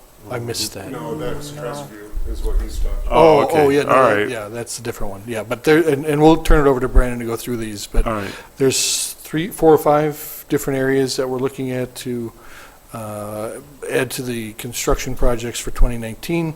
And so again, we'll turn it over to Brandon, he can kind of walk through each one of those, if you would, please. Thanks. So these are all additions then to what we were already planning? Yes. So, Main Street, Mulberry yeah, Street. on top of Main Street and Mulberry Street. Oh, yes, yeah. Yes, this would be a separate project, which, you know, we're hopeful that since there are so many different trades, and we've, you know, people have talked about even putting concrete plants closer to the city this year, that potentially you might get nice prices, but there's also the risk that, hey, they might be too busy and we might get high prices. I guess the project areas, the documents that you have here was the Brookstone Plat for Phase 6. So Phase 6 is an extension of Autumn Crest Lane and Valley Ridge Drive, which that's an area kind of up along Harvey Road on the east side of Brookstone that would create, what is that, 9 lots up there. And then we would also plat out an additional 12 lots for an extension of Oak Brook Drive, and then Rosewood Court, which Rosewood Court would just be a, you know, cul-de-sac on the end, the southern end of Rosewood Avenue. This plat follows pretty closely a preliminary plat that was submitted in the early 2000s, I think. Originally for Brookstone, they just never got this far to build it out. So we kind of revitalized that plat. A preliminary plat was taken through Plan Commission last month that showed the entirety of the rest of Brookstone. There's a large chunk on this plat called Outlot 1 that the preliminary plat had all the rest of the street right-of-ways and the rest of the lots and everything shown. But at this time, we're only going to build these small pieces. Who's paying for this? Well, the developer is eventually. The city has a development agreement in place with the owner of this land that the city will facilitate the construction of the public infrastructure and then special assess it back against the, correct me if I'm saying anything. Okay. Yeah.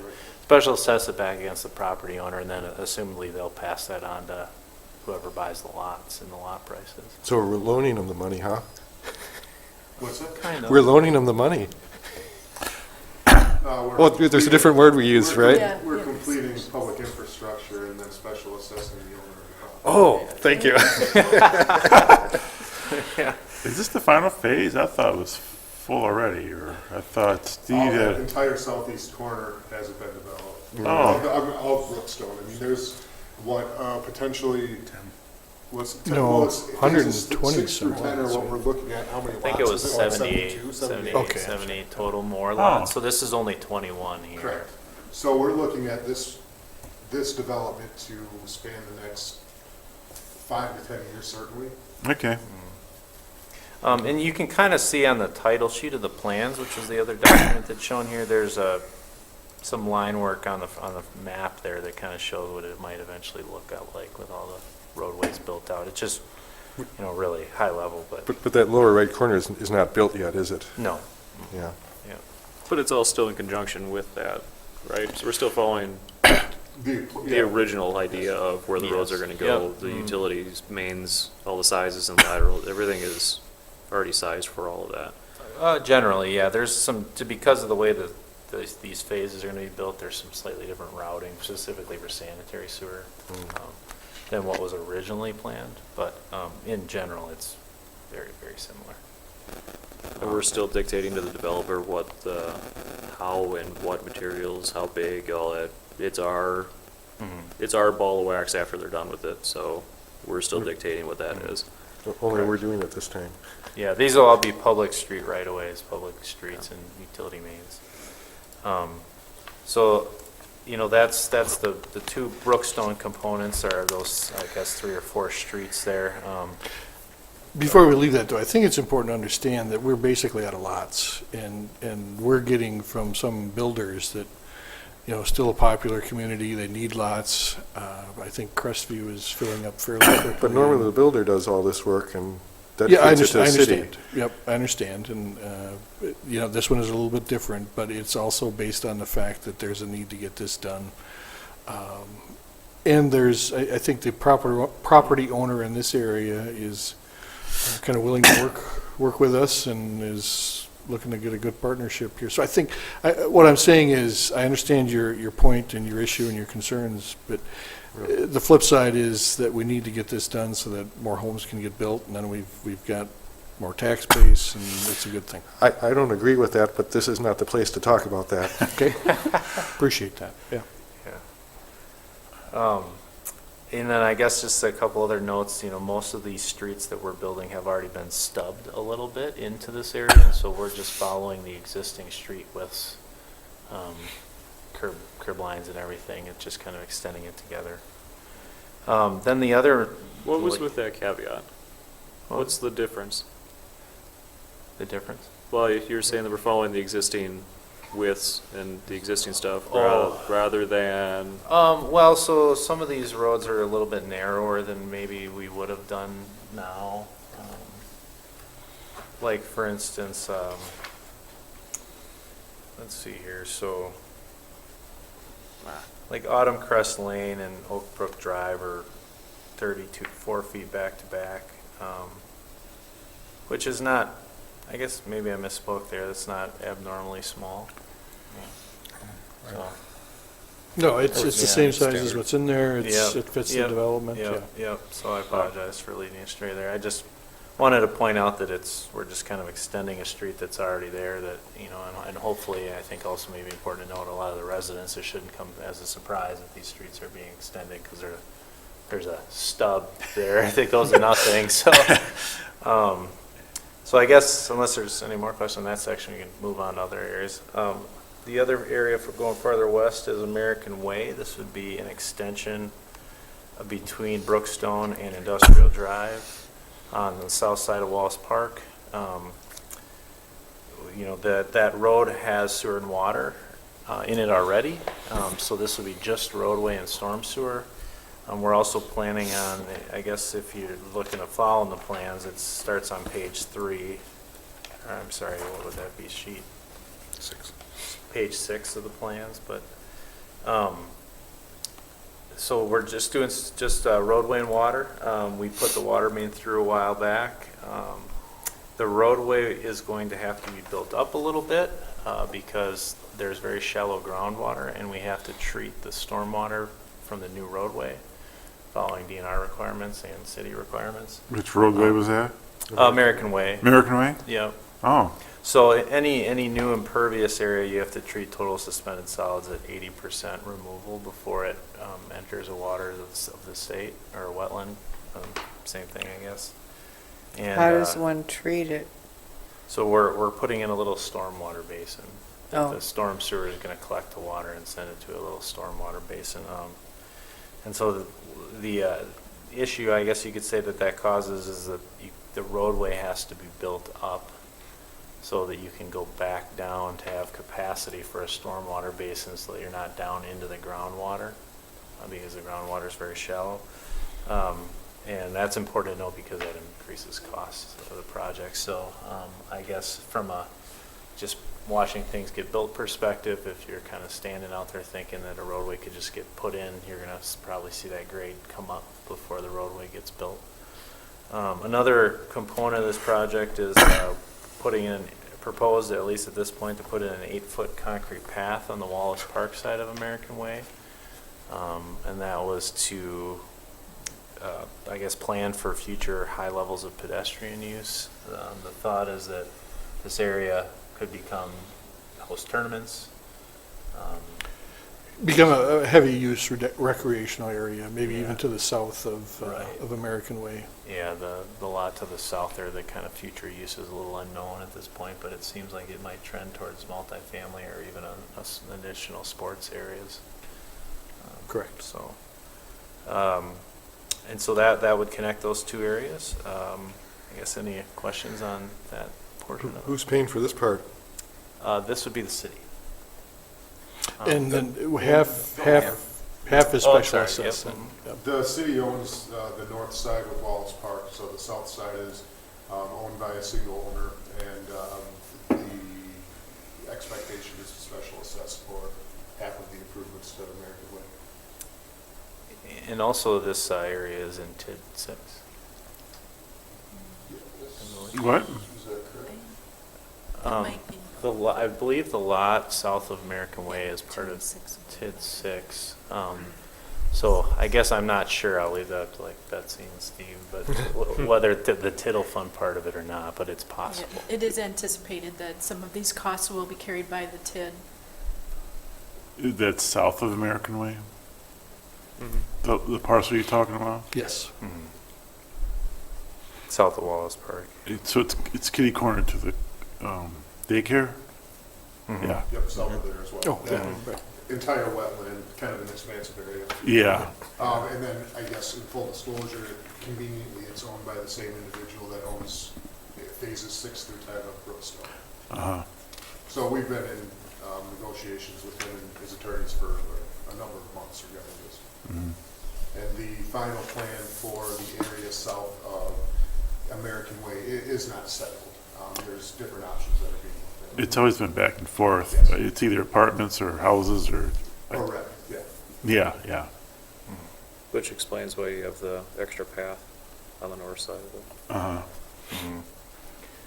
It's kind of swampy there.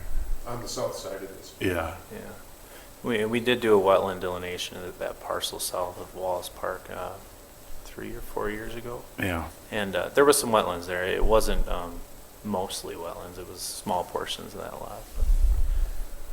But,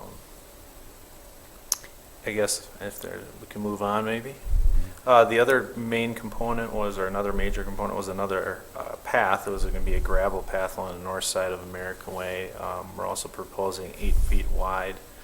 It would kind of be up near the road for part of it, and then kind of on the north side of some of the existing ditches as you go along American Way. And that path would provide a connection from Brookstone and some of the areas kind of to the north there over to the Glacial Drumlin Spur Trail. There's a spur trail that goes along CP Avenue. And then from there you can go over to Main Street and Sandy Beach and, up Main Street. It would also, there's a path that runs north is that Enterprise? Along ditch 35. Oh, along ditch 35 up through the center of the industrial park and then connects to Lake Street. And then that extends north up into some of the areas like on East Mills Drive. So it's a bike trail? Yep. Mm-hmm. So this provides a nice link to kind of interconnect some of the residential areas with some of the more major trails through the city. It's been planned for quite a while. There's some part of that, the section that runs up along ditch 35 was part of the industrial park. And then there was some section of the path along American Way was actually in the industrial park plans, but it just never got built. I'm not quite sure why. Are these paths gravel or concrete? Gravel. They gravel. They're all of them are gravel. Well, the section along American Way south of Wallace Park was planned to be concrete. South of Wallace Park. So west of Industrial Drive to South the, of Wallace Park, north of American Way. Correct. and then it would change at Industrial Drive to the west. And then it would be the same material that is in the trail that runs north and south along Ditch 35. And this was a trail that has been planned, as Brandon has said, for some time. It was a project that, as the TID moved forward. What page does the concrete on here? I only see gravel. Page 10 shows part of this and there is a note, proposed 8-foot gravel bike path typical. Yeah, where's the concrete? Oh, the concrete part would be on page 6. Is there a note that says concrete? It says proposed. We need that. This is a draft plan, obviously, so we'll make it more clear that it's concrete. Typically, we don't put a hatch in there, but we could. In my opinion, the concrete is a waste of money, and I don't think those other paths in the industrial park get used a whole lot, but that's my opinion. Yeah. Noted. I mean, it could be that there's not a really nice connection from the neighborhood, but I don't know. If you're, well, how wide are the street? How wide is American Way? Let's was it? I think Quite we're wide. 38. It's wide. So when I ride my bicycle, I certainly don't use those paths out there. I use the road. It's a whole lot smoother. But the intention here is that there's going to be increased traffic. Yeah. The road's still smoother. Yeah, I mean, that goes along with the idea of, keep up on sidewalks that they're more usable, right? Or have more of them in general. 'Cause- But this is the start of that, right? There's no sidewalks. The trail is all use, multi-use trail. The industrial park does not have sidewalks. No. So it's just my, is a rec facility going to go in there? Is the traffic going to increase? Who knows? To me, it's premature to put that in as concrete. I think part of it is that the city's policy has been to install sidewalks. But not in the. Not in the industrial park, but I think the thought was that Wallace Park is an area that would, The people ride their bikes too. there's a sidewalk network in Brookstone Drive that kind of has plans to come across towards Wallace Park, and then if you just kind of ended the sidewalk, before you got to the park, that would not be a nice. There's a sidewalk, there's a park near where I live and Ian's live with no sidewalks going to it. Yeah. Put in as part of a development. But this is where I was going to go the opposite direction as where you're headed. You were talking about putting less concrete in, and I was thinking about putting more in, because I was going to say that concrete path doesn't get you to the park because there's no sidewalk there. But this is at least a start of it, so that's why I kind of tabled that thought of mine. I'm a bigger proponent of sidewalks in general, and I'd like them to be, to your point, connected to the parks and the places that are used, especially for parks, primarily for accessibility. That's why I like the concrete over it, but you bring up another valid point of maintenance and keeping it upkeep, which is the difficult part. So Wallace Park abuts Brookstone, which has sidewalks, but west of Wallace Park, there is no residential. No. On a positive note, though, the sidewalk on the south side of Wallace Park gets you a lot closer to the daycare. And being one that's walked to the daycare on the sidewalk, lack of sidewalk, it would be beneficial. I think another benefit of the sidewalk along Wallace Park specifically is that that roadway has enough room for people to park on both sides of it. And so long range, if you start having larger sporting events or maybe a multi-family development on the south side, you might start seeing parking. And the thought was that you don't want those people getting out of their car and just walking down the roadway, especially if there's cars parked on both sides. If they're parking and going to Wallace Park, they're going to be walking on grass at some point. Right. Yeah, Grass is walkable. Yeah, you're absolutely right. Yeah. Yeah, can't argue with that.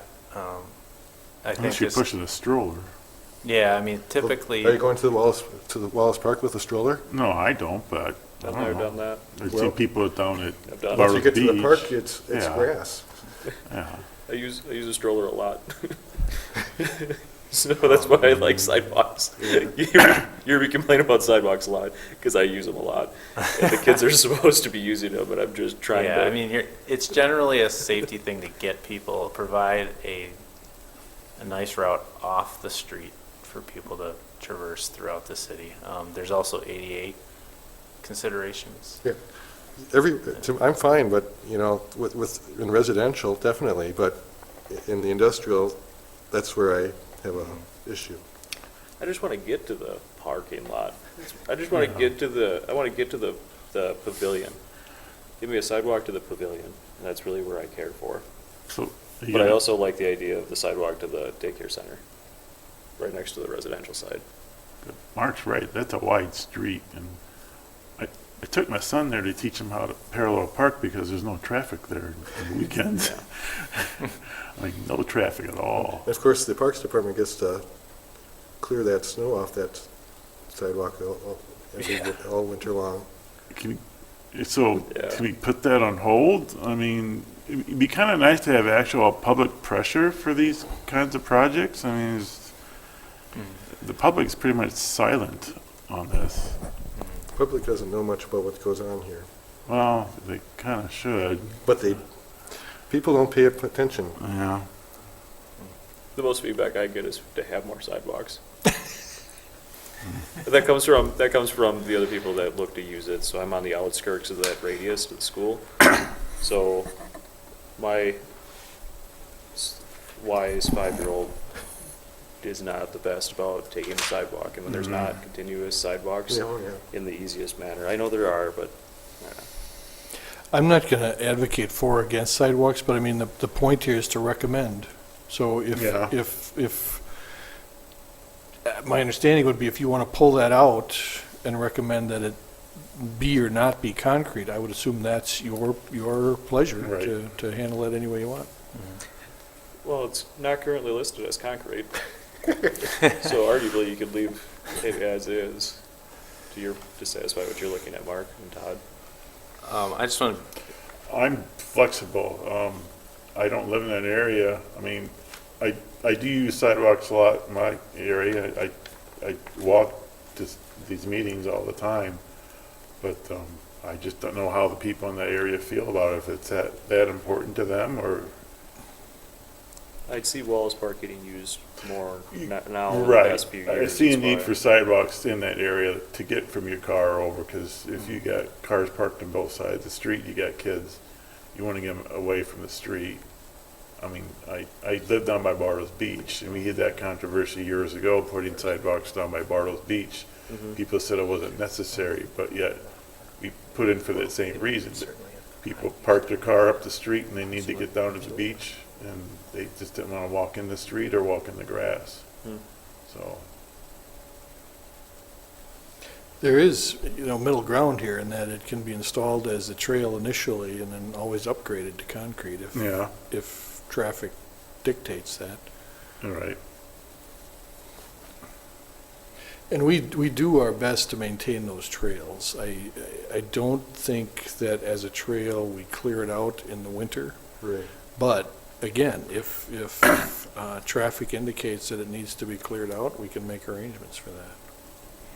Or if I guess what I'm saying is that this is a great debate, and sidewalks always create a debate, but I don't want you to get hung up on that as we look at some of the other projects. So if Right. there's middle ground that you can agree on, great. If not, continue.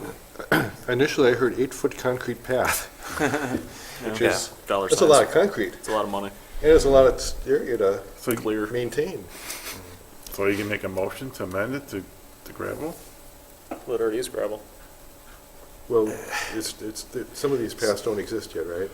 Right, none of them exist. I just also thought to add that there has been some super preliminary discussions about a varsity baseball field at Wallace Park. Right, kind of more to the north. But high school already uses it for. Well, softball. Softball is already But being this would used be by the schools. baseball, hardball, Yeah. potentially. Yeah. Well, they're not going to be trudging through the snow going to That's that right. Point. game. They're going to be, Yeah. Not everybody grass likes is baseball walkable. like I do. I do trudge through the snow to play baseball. And I also like sidewalks because they're easier on my walker. Yep. Betsy, correct me if I'm wrong, the trail system, though, is part of the TID as well. The one that runs from Industrial lane. from industrial to Yeah. the west. And so a decision on that, and I'm not hearing discussion, you're talking about the concrete versus non-concrete at this time. But I believe a portion of that has also been talked about as part of the I'm TID sorry, I funding. don't know on that one. Okay.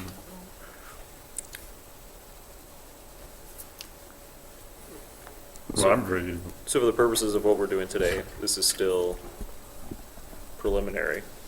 Yes, absolutely. So you're taking our feedback as feedback at this point.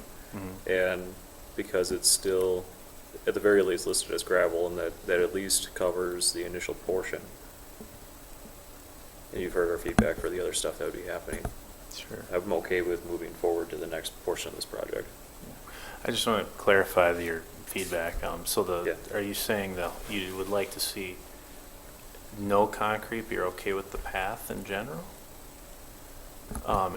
Both south of Wallace Park and also extending all the way along American Way? Or you Yeah. just, But the idea is to have the path connect too, because it continues with the overarching idea of connecting paths, and you're matching the same path that's already there, and you're connecting in residential area to that pathway. For Wallace Park, if you start off with the gravel, that can be further improved should the need arise. sure. Yeah, I think good. that's where we're at. Okay. Can I suggest potentially that you could bid it both ways Yep. And see what the cost difference is. and see what the cost difference is, and then during Yeah. the process of bidding or after the bid, then you could ultimately make a decision on yes to the concrete or Alright. no to the concrete. That's good. I like that. Okay.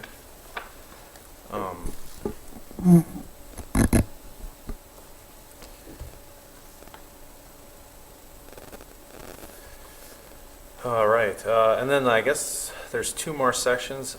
We have a grinder pump and a force main that are being installed just north of the Light and Water Building on Industrial Drive. Those are basically a service for the Dog and Shrub Distillery that's in the process of being built there. I think they're in the kind of design phase for their site and building. There's not gravity service available for that lot, and so we did a very identical thing for the Light and Water Building, where there's a small grinder pump station and a small force main that takes waste from the building and pumps it to the gravity system. And so we would be doing the same thing here. There would be a small grinder pump station on the Dog and Shrub Distillery lot. A force main would go under Industrial Drive to the east and hook into a sanitary manhole just north of, what's that development called over there? There's a multifamily. Tamarack. And so that, my understanding is that that's the city paying for it, or maybe the wastewater utility, because you're essentially providing a service to a lot. So when the industrial park was constructed, the sewer line that runs down from CP Avenue flows to this area at minimum grade. At a point when it gets to the ditch just south of the utility building, the sewer would have come out of the ground to continue gravity service. So at the time of the industrial park, it was always known that the lot where the Light and Water Building is and this lot would need to be served by some type of grinder pump. But rather than expending the dollars to an unknown service location or an unknown size of a lot that was going to exist in that area, it could have developed as one large lot. At the time that the original street was constructed, the intention was, let's wait to see what is going to develop in these areas and then provide sewer service to those at that time. The one service was to the Light and Water Building, which was done in this same manner, and now you're looking at development of the second lot that is in this situation. Does that make sense? Do they share a force main? No. Oh, no. No. Are these the only two lots that are going to need this in the whole industrial park? Yeah. To my knowledge, Yeah. yes. This is the farthest north lot, and they currently bought the whole lot. I mean, I guess there's a small potential they could try to subdivide to the north of their site. Oh. Or they're probably not. Yeah. So, I mean, very, very likely that this is the last pump and force main we'll need. And, go ahead, finish. Well, I want to be careful. All the other lots have a gravity sewer in front of them that they can connect to. Not to say that they wouldn't put a grinder pump on their lot, private one, and pump to that gravity sewer. So I want to be careful how I say that. This is a sewer. This is a lot that does not have a sewer fronting the lot, and so this service is providing that sewer service. I just want to make sure there's a distinction between whether or not someone in the industrial park would need a grinder pump. There is still that potential depending on what their development looks like. But that's their problem, not ours. Yes. Yeah. And Dan, correct me if I'm wrong, this is we install it, they maintain it That's situation? my understanding Yeah. at this point, yes. Oh, And also the force main will be in an existing easement too. There's a utility easement there already. And then we got one last one. CP Avenue, we're extending a small section south of the city's well there. There's the skate park down in that area right now. The only driving reason for that is that there's a Lewis Winery. I'm not exactly sure what it's going to be called, but Help me out Lewis here. Station Winery Yeah. is planning on building a second site. They are calling it the Wetlands Winery right Oh, now. okay. But that's, Yeah. it's Yeah. CP extended, they purchased the land. Their goal is to develop, it's starting this spring. Yes. yeah. Are It's they a- putting it, they're not putting in the road, we're putting in the road and utilities? Extending CP what? It's like 600 feet. 600 feet. Not completing the road, but Yeah. ultimately CP, the goal would be to have that travel farther south, or, around Yeah. town. So we're planning on just extending it to barely past their proposed driveway location, just to give them road access to that lot. That lot technically has road access to American Way, but I think it's a good name because most of that lot is wetlands. And so they would have to be pushing a driveway through the wetlands to get to American Way. And if they came this way onto CP Avenue, which the city has plans to extend at some point anyways, they don't have to go through wetlands. And so it's just kind of a good reason to extend the roadway and provide them some frontage. sewer and water too? No, sewer and water are already in. They are we're extending the roadway, I guess, to just short of where the sewer and water are now, so that when you go to extend those in the future, we're not tearing into this new pavement. Don't know when that'll be, though. Extending the sewer and water, that could be a ways out still. We will extend electric, but they'll pay for that. And is this TID money or what? I think that one is in the TID. Yeah. It is physically in TID 6, Yes. yeah. And there is a sewer and water lateral, of course. Yes, yeah, we'll have to put in a new, yeah. Do we have and to put in a sidewalk? there is one shown on that side of the road, that would be the east side. And there is sidewalk on the west side of CP Avenue existing to American Way. Ends at American Way. It doesn't go farther south, correct? Correct, it ends. Concrete sidewalk comes from the north, goes down CP Avenue to American Way, and then it stops. So this would be kind of an extension of that, down to this winery property. Okay.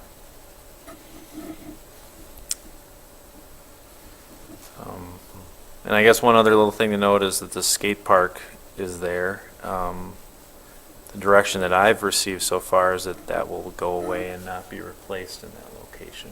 That's correct. I think the discussion is to maybe move it closer to Wallace Park, but I don't know that we're solid on where that's going to go yet. Relatively fluid in that plan. Yep. Still maintaining it somewhere in the city because we're not throwing away that equipment. Yes, you are correct. We are not throwing it away. And if you have concerns about the winery contaminating the well that sits there, we don't have any concerns about that. Ironically, that wasn't anything I was worried about. I can tell by your reaction. I can tell by your reaction I took you by surprise. Yeah. Further discussion on this one? No, it's straightforward. This whole area's been planned for 25 years. It's not a surprise. Well, it's good to see some activity. Absolutely good to see some activity out there. Yeah. So if there's no further discussion, at this point, it's already been motioned. Yes, it has. So then we're up to a roll call vote, Yes. please. Mr. Temperley, Aye. Mr. Pickard, Aye. Mr. Lair, Aye. Ms. Schmidt. Aye. Motion passed 4-0. Hot diggity. And again, your comments are noted For as we move the forward. pathway, yeah. That brings us to the very end. Recommendations, future agendas, other fun stuff to talk about. Happy holidays, if nothing else. Yeah, I mean, we noted that we will give you updates on lead service lines, radium, the corrosion control, excuse me, that sort of thing. At the last meeting, I requested how much it costs to do the scheduled brush pickup and how often the city does that. Oh, we can put that together. I apologize, we have timesheet notes that will tell us that, but I didn't actually put the information together, so that's my fault, but we can get that for you for the next meeting. Were we gonna do an official prepared motion to do the yard waste, or? We are working with, Steve and Dustin and Betsy to start identifying some potential sites and. So you can wait till you find a site, then we'll officially recommend that site Yeah. and be done with it. And in the meantime, we are monitoring everything that we take out of there, the quantities, et cetera. We've put a new sign up, and we will be putting security cameras in there. Is there new signs up now? The new sign is up. Yep. And somebody dumped some improper materials right below it already. That's why Dwayne is looking at me smiling, so obviously it's working quite well. But that's where the cameras will help us. With that, meeting adjourned. Thank you.